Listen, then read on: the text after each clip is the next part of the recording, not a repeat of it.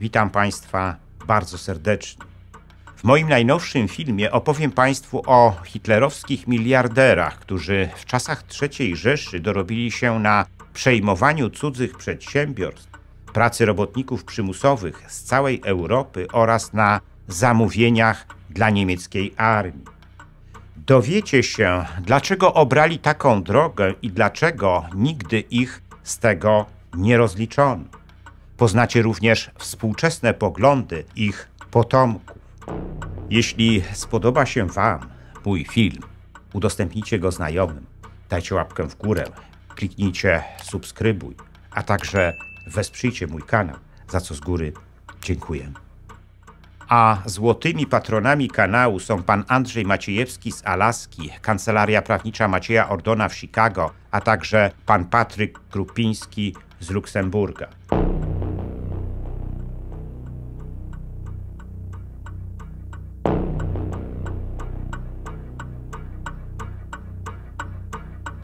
Dochodziła godzina 18, 20 lutego 1933 roku. Do siedziby przewodniczącego niemieckiego Reichstagu Hermana Göringa, położonej w samym centrum rządowej dzielnicy Berlina, przybyło 20 kilku najbardziej wpływowych niemieckich przedsiębiorców. Byli wśród nich między innymi producent tekstyliów Günter Quandt, potentat stalowy Friedrich Flick, bawarski finansista August von Fink, prezes giganta ubezpieczeniowego Allianz Kurt Schmidt, dyrektorzy kombinatu chemicznego IG Farben oraz szef stalowego giganta Gustav Krupp. Za chwilę miało się zacząć spotkanie z Adolfem Hitlerem, nowym niemieckim kanclerzem. Hitler zamierzał w czasie tego spotkania objaśnić przedsiębiorcom swoją nową politykę. Niemieccy przedsiębiorcy natomiast chcieli się upewnić, czy gospodarka Niemiec pod jego rządami będzie zmierzała we właściwym kierunku. Spóźniony Hitler zaczął od razu swoje wystąpienie i mówił nieprzerwanie przez prawie 1,5 godziny. Podkreślał, że przedsiębiorcy, wspierając jego, tak naprawdę wspierają samych siebie, swoje firmy i swoje majątki. Zaapelował do zebranych, aby w całości uznali zdrową ideę jego władzy. A ta, jak podkreślił Hitler, musi doprowadzić do zlikwidowania demokracji, która jest największym złem. Po nim głos zabrał Gustav Krupp, przewodniczący Stowarzyszenia Przemysłu Niemieckiego. Ale Krupp nie chciał już wchodzić w dyskusję z Hitlerem i jedynie potulnie podziękował mu za klarowne zilustrowanie swoich poglądów. Po opuszczeniu spotkania przez Hitlera głos zabrał Göring. Ten ostatni już wprost zwrócił się do przedsiębiorców o wpłatę 3 milionów marek na fundusz wyborczy partii Hitlera. I ci natychmiast rozdzielili tę kwotę pomiędzy siebie. To spotkanie dobrze oddaje postawę niemieckich przedsiębiorców w czasach III Rzeszy. Wielu z nich od początku podzielało poglądy Hitlera, ale jeszcze więcej było takich, którzy stali się oportunistami, pozbawionymi jakichkolwiek skrupułów, aby rozbudowywać swoje przemysłowe imperia. Tak właśnie należałoby streścić historię rodzin Quandtów, Flicków, Finków, Porsche-Piechów oraz rodziny Edkerów. Żadna z nich nie odpowiedziała za swoje grzechy z czasów III Rzeszy. Zacznijmy jednak tę historię od Güntera Quandta, przywódcy tego rodu. W latach 20. Quandt skupował upadające firmy, wśród których znalazła się firma AFA, produkująca akumulatory, i firma zbrojeniowa DWM. Tak robił wtedy również Friedrich Flick, kupując większościowe udziały w Charlottenhütte, jednym z największych w Niemczech producentów stali. Tak robili również inni niemieccy przedsiębiorcy. Te inwestycje wzmocniły ich rynkową pozycję. Tyle tylko, że w 1929 roku zaczął się światowy kryzys gospodarczy, który niebawem dotarł także do Niemiec. I wtedy notowania ich firm spadły aż o 2/3. Wielu z nich otarło się o przysłowiowe bankructwo. W całym kraju nastąpił ogólny spadek produkcji o połowę i rozwinęło się gigantyczne bezrobocie. Ale dla demagoga i populisty Adolfa Hitlera to był wymarzony czas. Zaczął poszerzać swoje wpływy w niemieckim społeczeństwie, które zaczynało z nim sympatyzować. Tak było również w przypadku niemieckich przedsiębiorców, którzy zaczęli wiązać z Hitlerem swoje nadzieje na poprawę sytuacji gospodarczej. Z kolei Hitler pilnie potrzebował ich pieniędzy. Obie strony musiały się spotkać i spotkały. Jako pierwszy ruch w tym kierunku wykonał Hitler, godząc się na spotkanie z niemieckimi przedsiębiorcami. Jak już wspomniałem, doszło do niego 20 lutego 1933 roku. Ale warunki do działania dla niemieckich przedsiębiorców uległy znaczącej poprawie dopiero gdy uchwalono ustawy norymberskie. Od tamtej pory mogli oni już w mocy prawa przejmować przedsiębiorstwa należące do Żydów w ramach procesu ich aryzacji. Mogli też rozwijać własną produkcję zbrojeniową w ramach zainicjowanej przez Hitlera ekonomii wojennej. Za atrakcyjne kredyty zaczęli budować fabryki zbrojeniowe, które mogły liczyć na państwowe zamówienia. Pierwszym, który to zrobił, był Flick. Przejął między innymi zakłady zbrojeniowe firmy Donauwörth należące do żydowskiego przedsiębiorcy Emila Lefelada i fabrykę karabinów maszynowych należącą do żydowskiej rodziny Simpsonów. Z kolei potentaci samochodowi Ferdinand Porsche i Anton Piech zmusili Adolfa Rosenbergera, swojego żydowskiego wspólnika, do przekazania im udziałów w firmie Porsche. W podobny sposób rodzina Edkerów nabyła akcje 3 firm spożywczych, które również należały do żydowskich przedsiębiorców. Tak robili również Günter Quandt i August von Fink. Ten pierwszy zmusił żydowskiego przedsiębiorcę Fritza Günthera do sprzedaży mu akcji swojej firmy po bardzo niskiej cenie. Ten drugi z kolei w podobny sposób przejął odlewnię w Lubece należącą do żydowskiej rodziny Hanów, a potem kopalnie węgla w Czechach i na Morawach, które należały do żydowskiej rodziny Peczków. W taki sam sposób niemieccy przedsiębiorcy oczyścili niemiecki sektor bankowości prywatnej.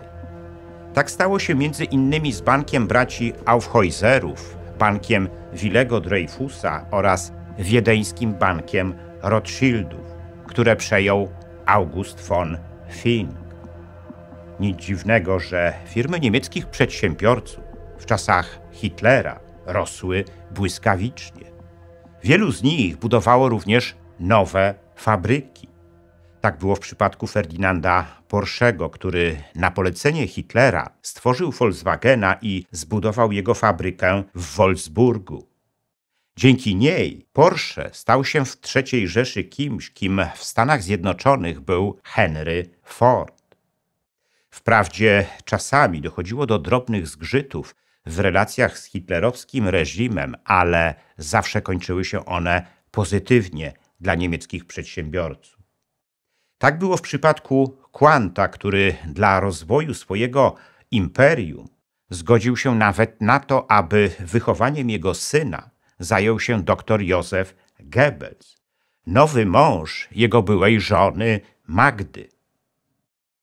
Gdy po Nocy Kryształowej rozszerzono antyżydowskie prawo, niemieccy przedsiębiorcy grabili już nie tylko żydowskie firmy, ale i osobiste majątki ich właścicieli.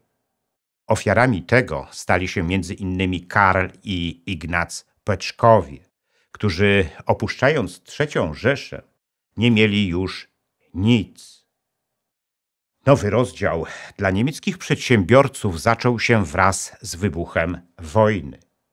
Mogli aryzować już nie tylko żydowskie firmy w Niemczech, ale także w Polsce, Francji, Belgii, Holandii i w wielu innych podbijanych przez Wehrmacht krajach.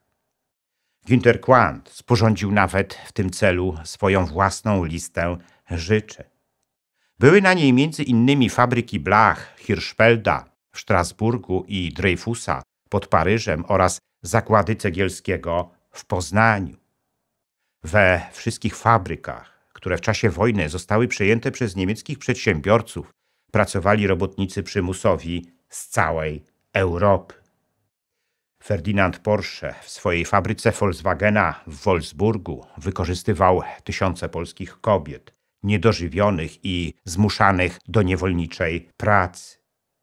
Jak po latach twierdził, robił to tylko po to, aby wykonać plany produkcyjne narzucone przez Hitlera.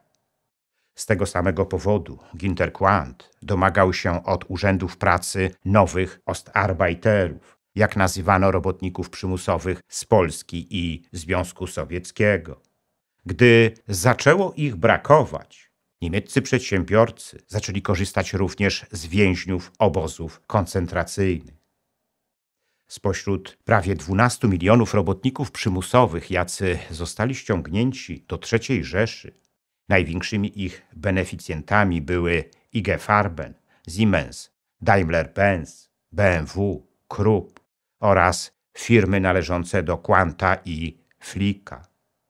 Ten ostatni stał się dzięki nim największym producentem stali w Niemczech i otrzymał tytuł Wirtschaftsführera.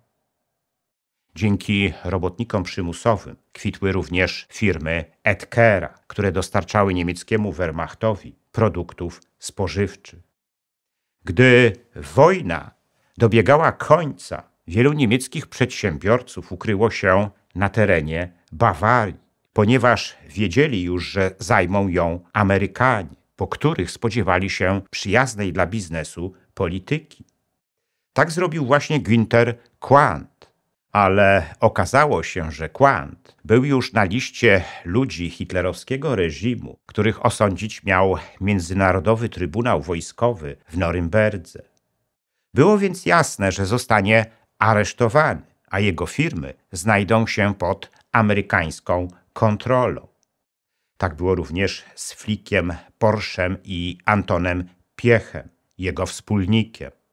Z kolei Edkera aresztowali w swojej strefie okupacyjnej Brytyjczycy i również objęli jego firmę ścisłą kontrolą.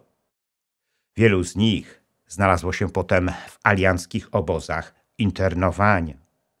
Gdy po kilkunastu miesiącach Günter Quandt został z niego zwolniony, prokuratura oskarżyła go o nielegalne czerpanie zysków z produkcji broni i uzbrojenia.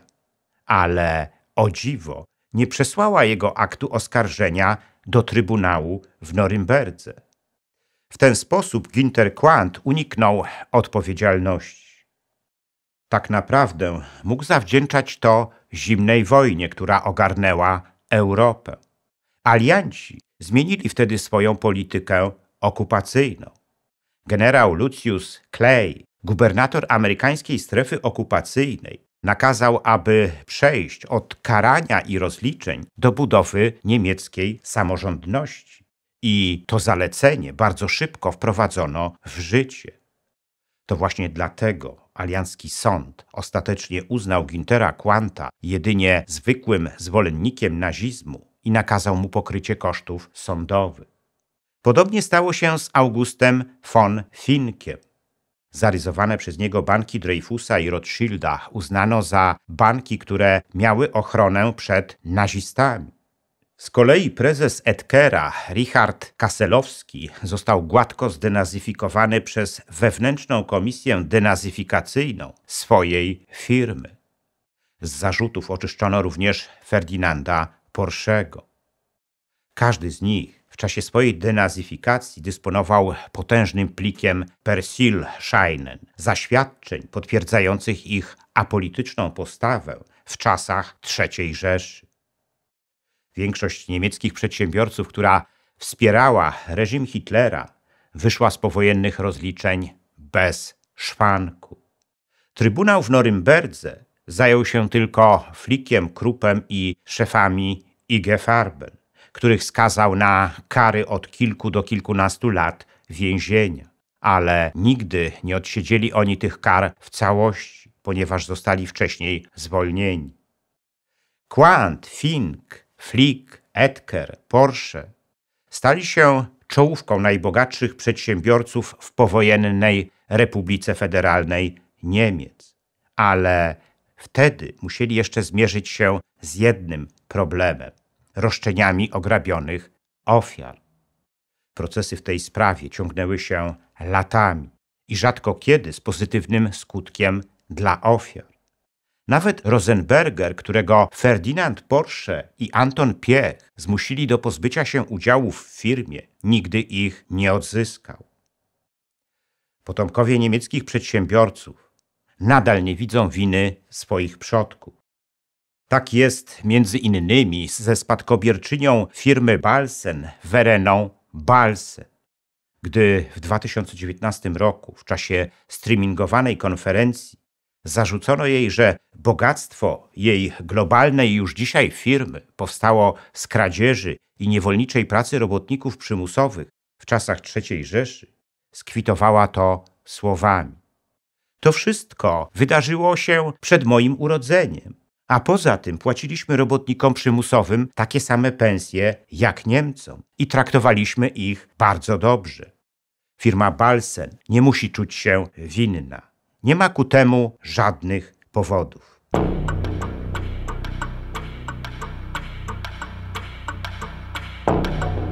Dziękuję za liczne komentarze moich filmów i wpłaty. W sposób szczególny chciałbym podziękować złotym patronom, którymi są pan Andrzej Maciejewski z Alaski, Kancelaria Prawnicza Macieja Ordona w Chicago i pan Patryk Krupiński z Luksemburga, a także srebrnym patronom, wśród których są panowie Dariusz Kwoka, Dariusz Wietrzykowski, Arkadiusz Strykowski, Wojciech Trojan, Bartosz Filip Cichy, Antoni Łosieczka, Mateusz Jaworowski oraz Kongres Polonii Kanadyjskiej z okręgu Toronto, Stowarzyszenie Nasza Polonia z Australii i firma informatyczna Sagitum S.A.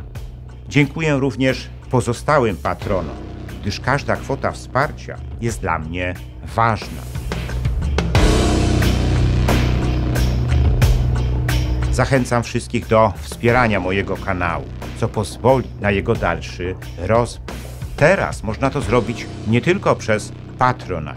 Szczególnie dla patronów zagranicznych przydatne są możliwości bezpośredniego wsparcia na YouTubie w formie jednorazowej wpłaty klikając podziękuj, a także cyklicznych wpłat klikając wesprzyj na dole ekranu.